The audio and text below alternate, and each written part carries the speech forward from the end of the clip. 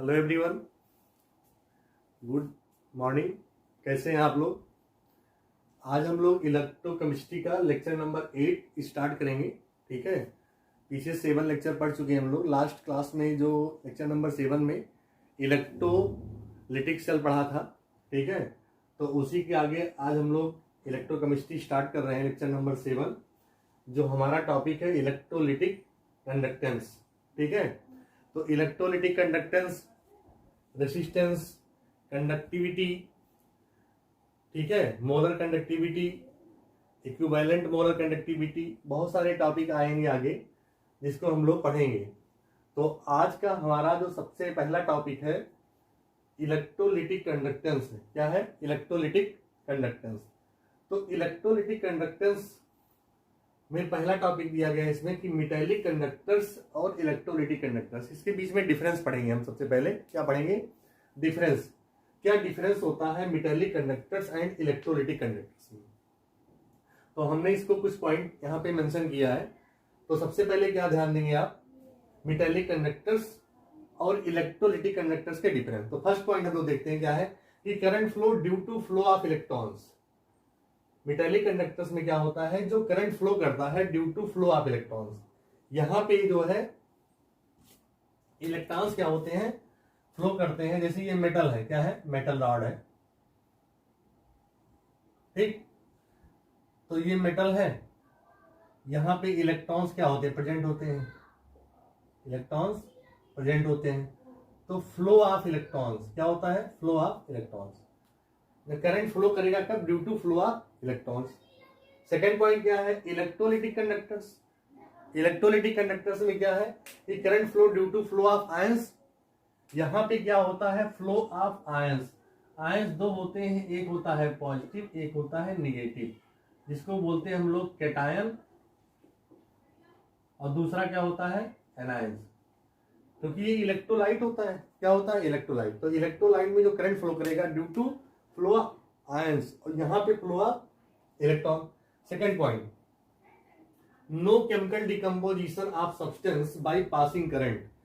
यहां पे किसी भी केमिकल डिकम्पोजिशन का, सॉरी, किसी भी सब्सटेंस का केमिकल डिकम्पोजिशन नहीं होगा। मतलब क्या है? एक मेटल है, क्या है? मेटल है, तो इसका कोई भी केमिकल डिकम्पोजिशन नहीं होगा। यहां पे क्या है? Chemical decomposition on passing current. जैसे मान लीजिए क्या इलेक्ट्रोलिटिक कंडक्टर्स पढ़ रहे हैं हम लोग, तो इलेक्ट्रोलाइट लिया, जैसे NaCl, क्या लिया?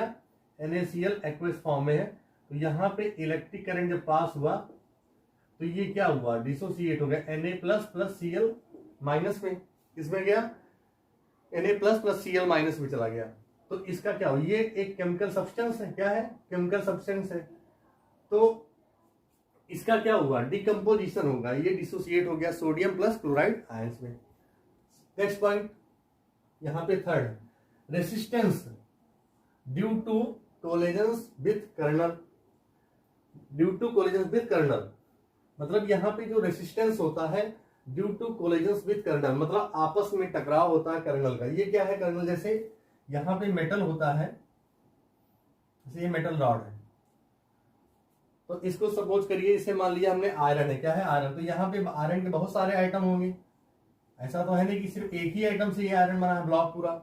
ये आयरन क्या है? एक ब्लॉक है, आयरन ब्लॉक है, जिसकी रॉड है। क्या है? एक रॉड है। तो इसमें बहुत सारे आइटम किसके होंगे? आयरन के होंगे। तो आइटम में क्या प्रेजेंट होता है? यहाँ पे पॉजिटिव चार्ज होता है सेंटर में, और इसके सराउंडिंग में क्या होते हैं? इलेक्ट्रॉन्स होते हैं। क्या होते हैं? यहाँ पे इलेक्ट्रॉन्स होते हैं। तो यहाँ पे क्या है कि जैसे ये पॉजिटिव चार्ज है, ठीक, तो पॉजिटिव चार्ज है और सराउंडिंग में क्या है? यहाँ पे इलेक्ट्रॉन्स है। क्या है? इलेक्ट्रॉन्स। तो यहां से जब ये इलेक्ट्रॉन्स बाहर चला गया तो ये क्या बचा? Only positive charge. क्या बच रहा है? Positive charge. तो इसी को बोलते हैं कि हम लोग कर्नल बोलते हैं। क्या बोलते हैं? कर्नल। तो क्या है कि resistance due to collisions with kernel, ठीक। यहां पे क्या है? Resistance is due to interaction. Resistance is due to interaction. पहला क्या है? सल्यूट सल्यूट इंटरेक्शन, जैसे NaCl है, सोडियम क्लोराइड। तो रेसिस्टेंस इलेक्ट्रोस्टैटिक फोर्स होता है यहाँ पे क्या है? रेसिस्टेंस होगा किसके प्रेजेंट में? इलेक्ट्रोस्टैटिक फोर्स होता है, क्योंकि सोडियम और क्लोरीन एक मेटल होता है, एक नॉन मेटल होता है। तो एक पे कैटायन चार्ज होता है, एक पे क्या होता है, एनायन चार्ज होता है। और ये दोनों की जो बीच का फोर्स होता है कैसा होता है, स्ट्रांग फोर्स होता है, जिसको बोलते हैं हम लोग इलेक्ट्रोस्टैटिक्स फोर्स बोलते हैं। ठीक, तो इसके थ्रू सल्यूट सल्यूट इंटरेक्शन में क्या होता है, रेसिस्टेंस आता है। सेकंड क्या है, सल्यूट सॉल्वेंट। तो सल्यूट सॉल्वेंट में क्या देखेंगे हम लोग, रेसिस्टेंस ड्यू टू हाइड्रेशन।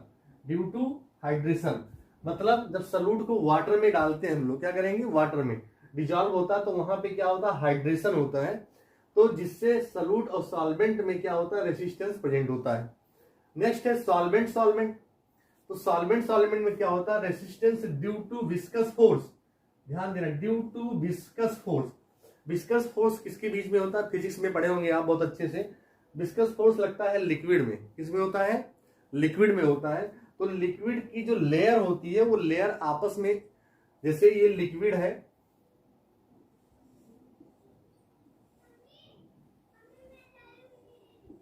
ये सब लेयर होती है लिक्विड की, तो इसके बीच में क्या होता है, इसके दोनों के बीच में, लेयर के बीच में एक फोर्स होता है, जो क्या होता है, विस्कस फोर्स होता है। ठीक है, तो इसमें सॉल्वेंट सॉल्वेंट, अगर दो कोई लिक्विड हो, दोनों कैसा हो, सॉल्वेंट हो, तो इसमें रेसिस्टेंस कैसे आएगा, due to viscous force. Resistance का मतलब क्या है, करंट को फ्लो करने में कहीं ना कहीं वो क्या करता है, रोकता है उसको। ठीक है, मतलब डिस्टर्ब करता है करंट को फ्लो करने में। नेक्स्ट आपका है fourth point, resistance increasing on increasing temperature. मतलब जैसे जैसे टेम्परेचर अगर हम बढ़ाएंगे तो रेसिस्टेंस क्या हो जाएगा, इंक्रीज होगा। इट मीन्स क्या कह सकते हैं हम कि resistance directly proportional to temperature.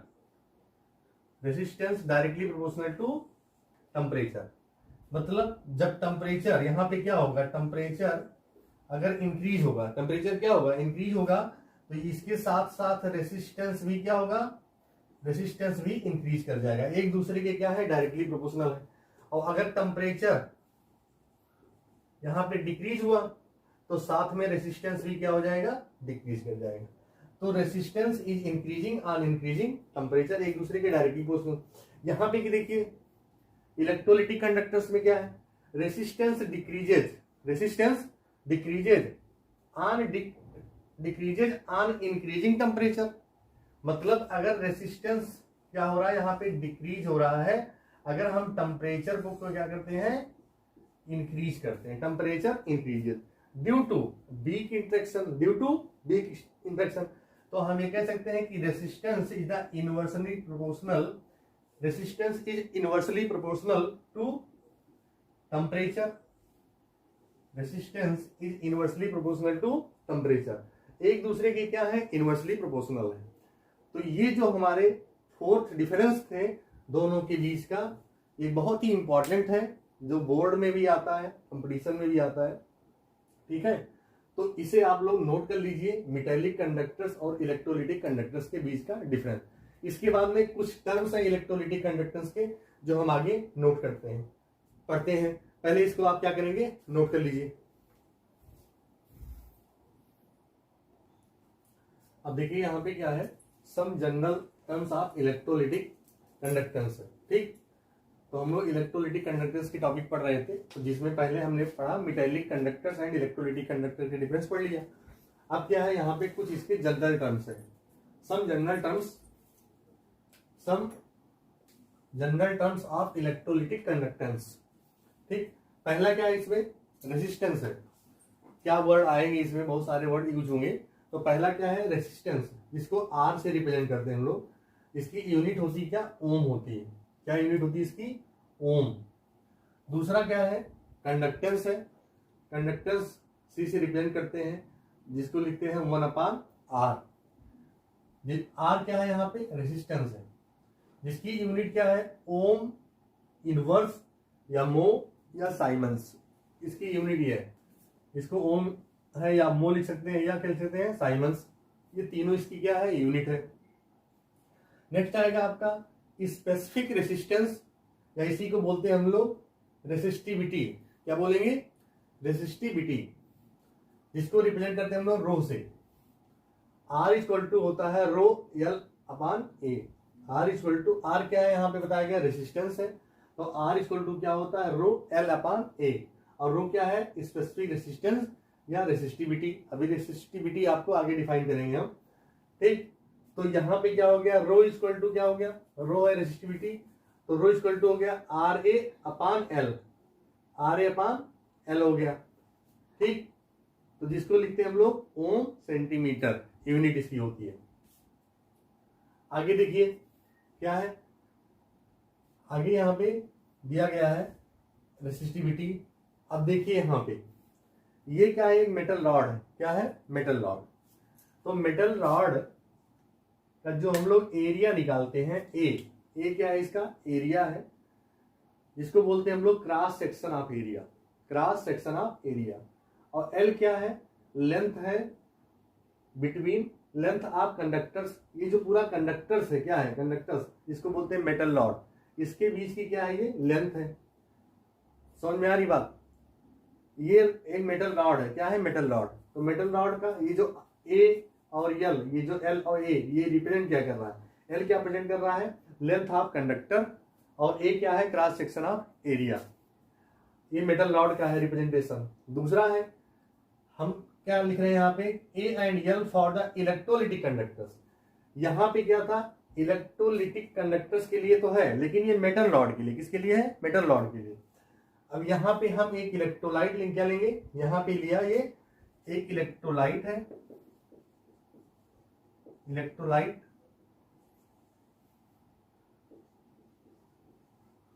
Electrolyte लिया, जिसको बोलते हैं हम लोग एक कंडक्टिविटी सेल। क्या बोलेंगे, कंडक्टिविटी सेल। कंडक्टिविटी सेल में दो इलेक्ट्रोड लिया, एक कैथोड हो जाएगा, दूसरा एनोड। जैसे ये क्या काम कर रहा है, ये एनोड का है, ये किसका काम करेगा, कैथोड। दो इलेक्ट्रोड है, तो इस दोनों इलेक्ट्रोड के बीच की जो डिस्टेंस होगी, ये इलेक्ट्रोड एनोड और कैथोड के, एनोड एंड कैथोड के बीच की जो डिस्टेंस होगी, उसको रिप्रेजेंट करते हैं हम लोग एल से। एल क्या है, distance between two electrode, distance between two electrode. और यहाँ पे ये पूरा एरिया निकालता है ये ए, एरिया ऑफ इलेक्ट्रोड, मतलब जितना टोटल इसका एरिया होगा उसको रिप्रेजेंट करेंगे हम लोग ए से, एरिया ऑफ इलेक्ट्रोड।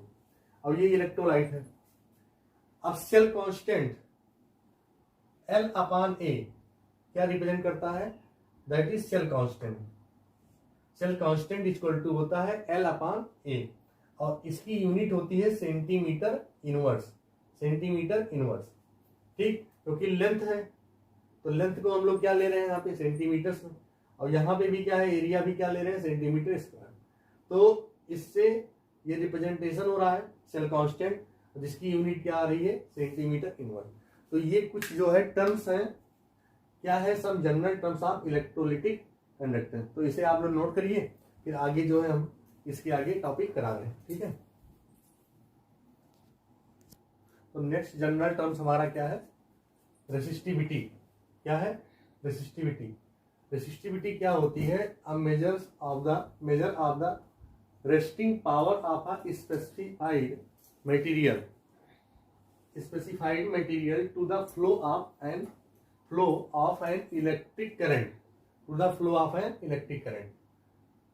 क्या मेजर करता है resistivity, a measure of the resisting power of specified material to the flow of an electric current.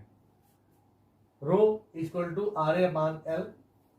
अब यहाँ पे इसको एक्सप्लेन किया गया है कि इफ ए इक्वल टू क्या है, एरिया, ए क्या है, एरिया है, यहाँ पे ए है एरिया 1 सेंटीमीटर स्क्वायर, क्योंकि एरिया हम लोग क्या लेते हैं, लेंथ एंड ब्रीथ लेते हैं।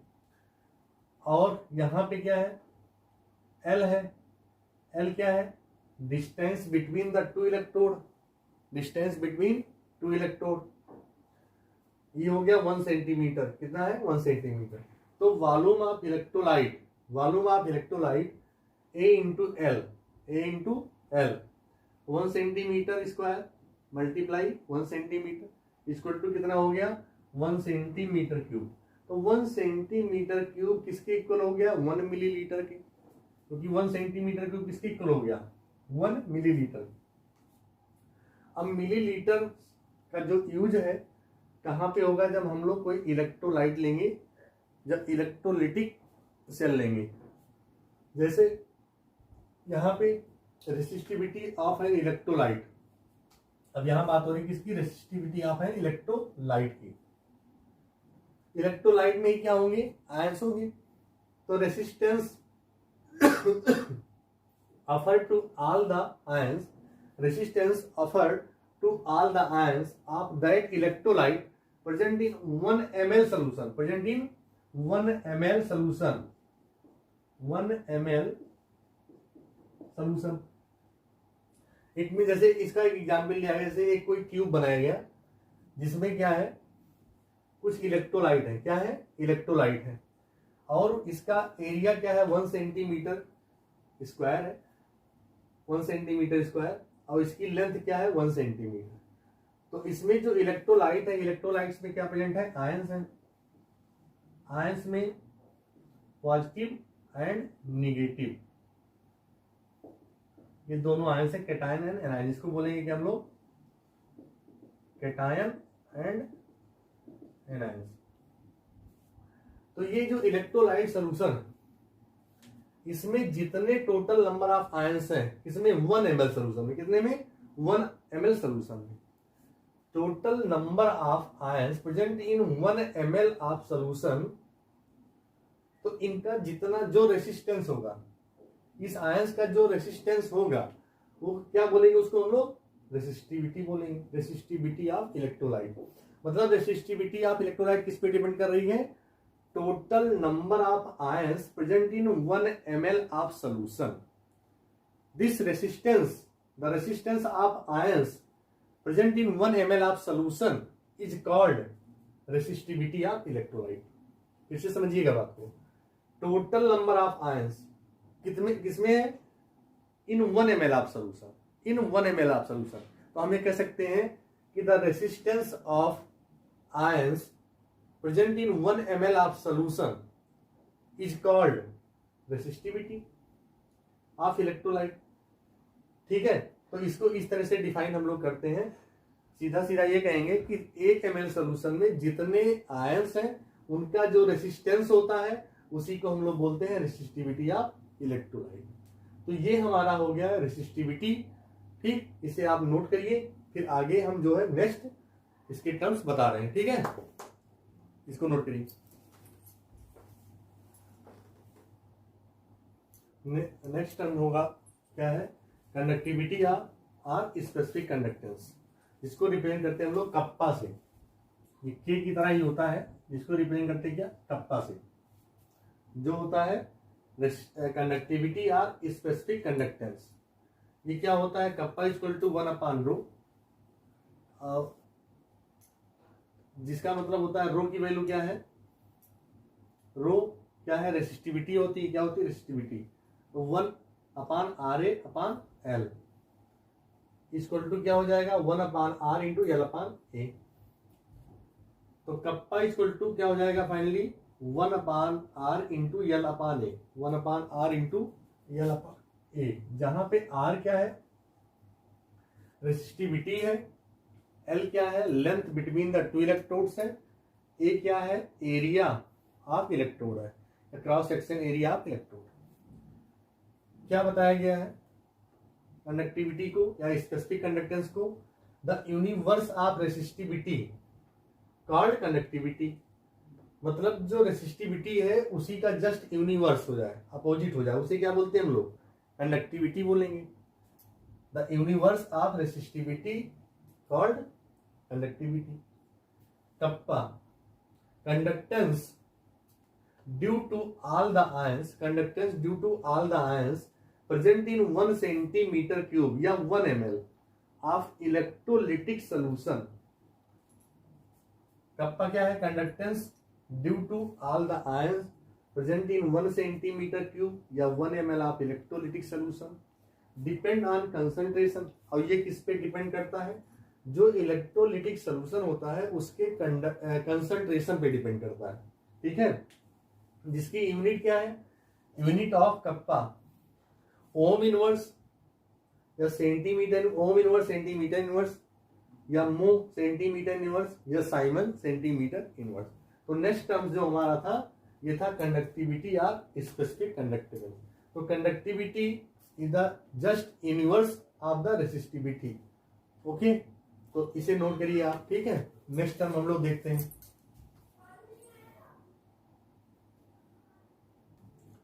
नेक्स्ट टर्म क्या होगा हमारा, मोलर कंडक्टिविटी, और दूसरा है इक्विवेलेंट कंडक्टिविटी।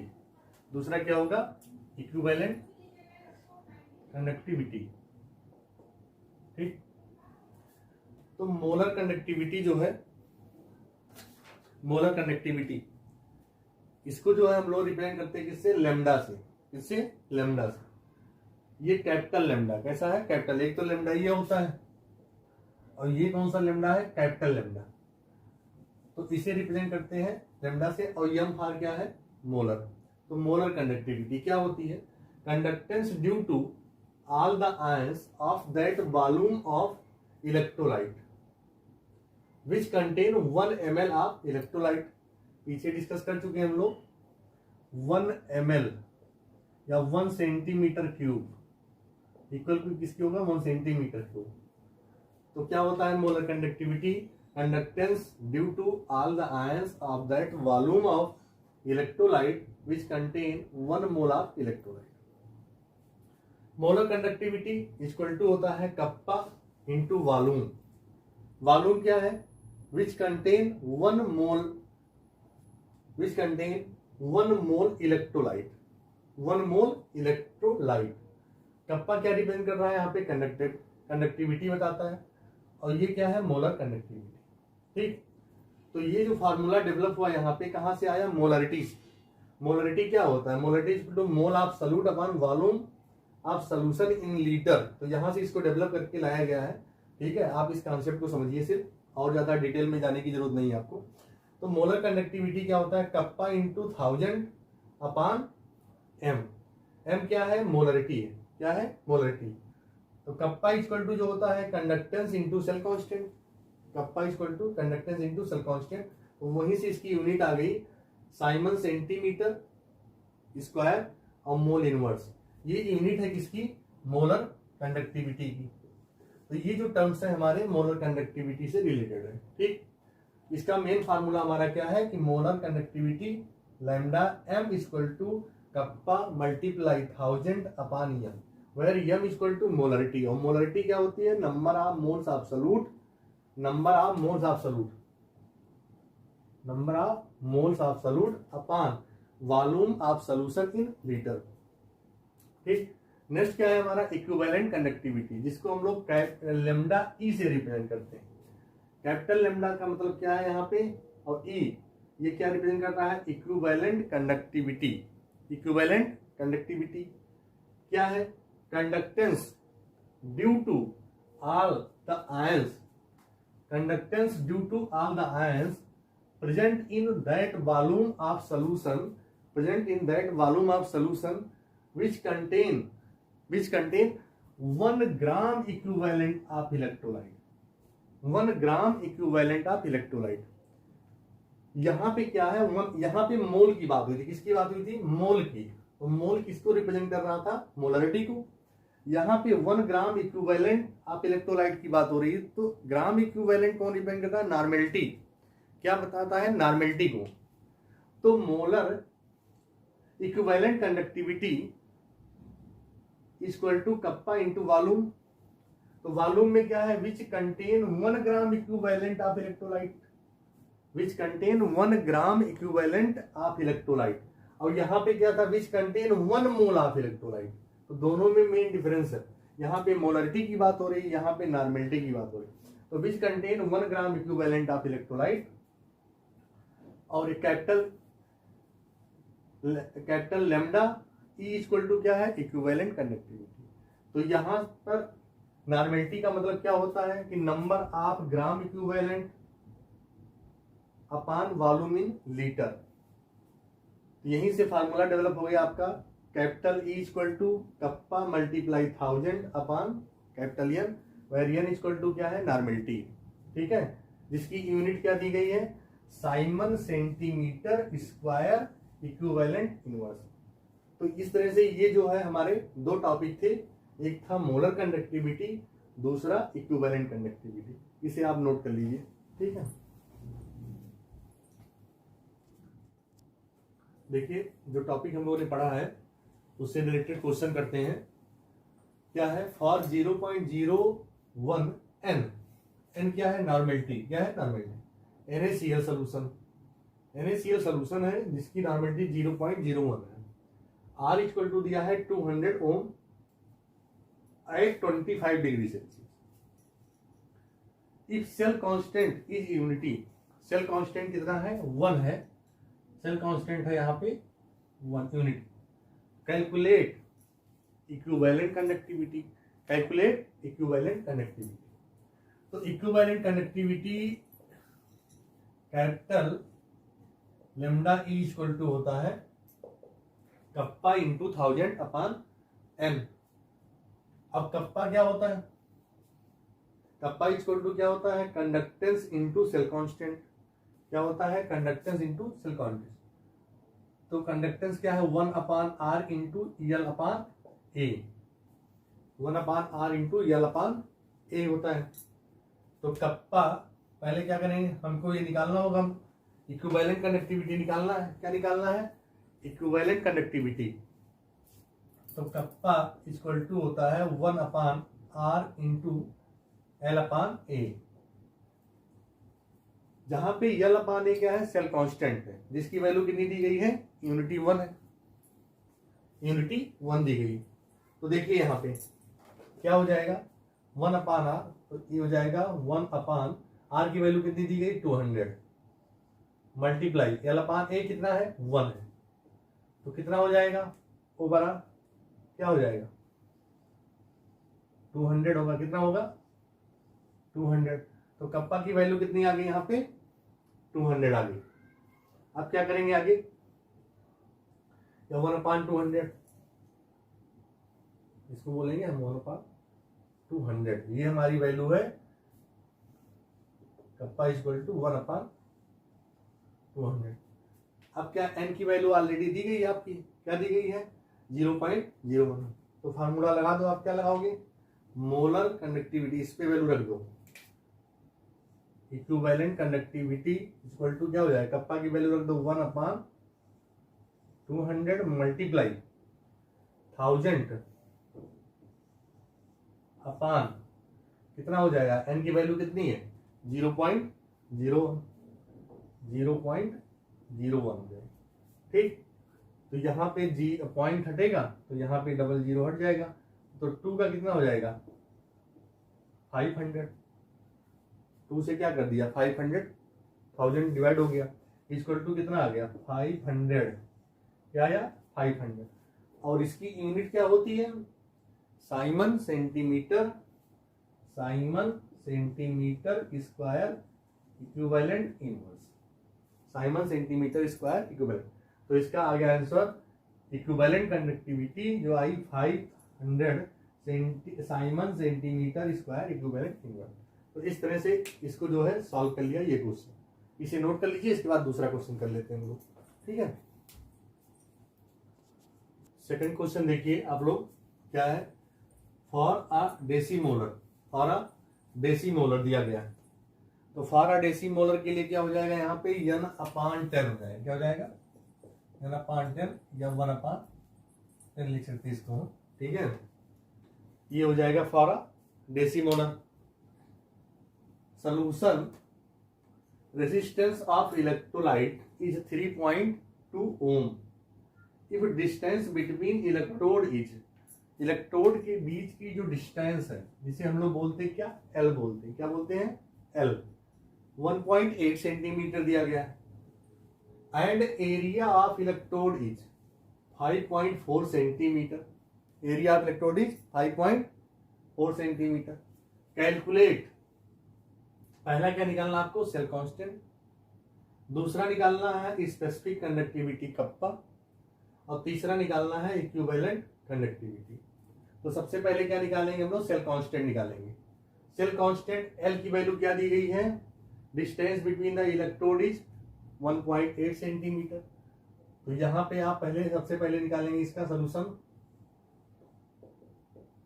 एल की वैल्यू दी गई है 1.8 डिवाइड बाई 1.8 सेंटीमीटर, क्या है सेंटीमीटर, ठीक। और डिवाइड बाई किससे करेंगे, एरिया क्या दिया गया आपका 5.4 सेंटीमीटर, 5.4 सेंटीमीटर स्क्वायर। 1 सेंटीमीटर कटेगा, यहाँ पे 1 सेंटीमीटर कट जाए तो इक्वल टू, एक तो सेंटीमीटर यहाँ पे आ जाएगा बचेगा, तो आगे क्या होगा, और ये सेंटीमीटर जाएगा ऊपर तो क्या हो जाएगा, यहाँ पे इनवर्स में आ जाएगा। अब बचा यहाँ पे क्या, पॉइंट कट जाएगा, 18 वन जा कितना हो जाएगा, इसको 18 वन जा 18 और 18 3 जा कितना हो जाएगा 54, ये आ गया सेंटीमीटर इनवर्स। पहला आंसर आया आपका, सेल कांस्टेंट आ गया, ठीक है ना।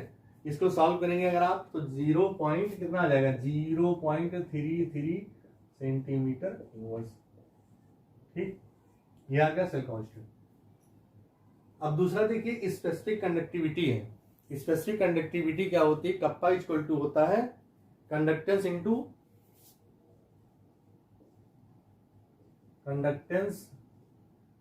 Cell constant, conductance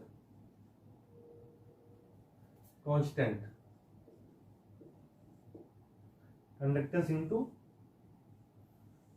cell constant. तो आपके पास सेल कांस्टेंट की वैल्यू आ चुकी है। अब क्या है कंडक्टेंस, क्या होता है कंडक्टेंस, तो इसको हम लिख सकते हैं 1/r into L/A kappa equal to, तो 1/r की वैल्यू कितनी दी गई 3.2 ओम दी गई, कितनी है 3.2 ओम। तो क्या लिख देंगे हम 1/3.2 और L/A की वैल्यू आई है 1/3 मल्टीप्लाई 3 हो जाएगा, ठीक है। L/A की वैल्यू क्या थी 1/3 थी और 1/r की वैल्यू क्या है 3.2, 1/3.2। तो इसको सॉल्व करेंगे तो क्या आ जाएगा 1/9.6 आएगा, 1/9.6। अब इसकी यूनिट क्या होगा साइमन सेंटीमीटर इंच। तो ये हमारा दूसरा आंसर आ गया 1/9.6 साइमन सेंटीमीटर इनवर्स आया। क्या निकाल लिया हमने, स्पेसिफिक कंडक्टिविटी निकाला। थर्ड क्वेश्चन क्या है इक्विवेलेंट कंडक्टिविटी। तो इक्विवेलेंट कंडक्टिविटी का जो फार्मूला होता है, इक्विवेलेंट कंडक्टिविटी का फार्मूला क्या होता है, इक्विवेलेंट कंडक्टिविटी निकालने के लिए फार्मूला आप लगाएंगे कप्पा इंटू 1000 अपान क्या लगाते हैं नॉर्मेलिटी, ठीक। ये फार्मूला आप क्या करेंगे यूज करेंगे। तो आपके पास देखिए कप्पा की वैल्यू आई है, क्या आई है आपके पास कप्पा की वैल्यू आ चुकी है जो स्पेसिफिक कंडक्टिविटी है। तो यहाँ पे इक्विवेलेंट कंडक्टिविटी इक्वल टू हो जाएगा, इसकी वैल्यू आ गई 1/9.6 मल्टीप्लाई कितना दिया गया वैल्यू यहाँ पे 1000 दिया गया ऑलरेडी, डिवाइड बाई एन की वैल्यू कितनी है n/10 फॉर अ डेसीमोलर सोल्यूशन, क्या है डेसीमोलर सोल्यूशन। तो कितना लिख सकते हैं इसको हम 0.1 लिख सकते हैं, मतलब 1 यानी इक्वल टू कितना है 1/10 है, इसको 0.1 लिख सकते हैं मल्टीप्लाई 0.1। इसको आप सॉल्व करेंगे वैल्यू तो नियरली 1041.66। अब इसकी यूनिट क्या होगी Simon centimetre square equivalent inverse, ये आएगा इसका आंसर, ठीक। तो ये जो टॉपिक हम लोगों ने पढ़ा इसी से रिलेटेड ये 2 न्यूमेरिकल कर लिया, काफी इंपॉर्टेंट है। इस न्यूमेरिकल में आपकी तीनों चीजें निकाली गई, सेल कांस्टेंट निकाला गया, स्पेसिफिक कंडक्टिविटी निकाली गई एंड इक्विवेलेंट कंडक्टिविटी निकाली, ठीक है। तो इसे आप सॉल्व कर लीजिए और आज का ये लेक्चर कंप्लीट होता है। Okay, thank you class.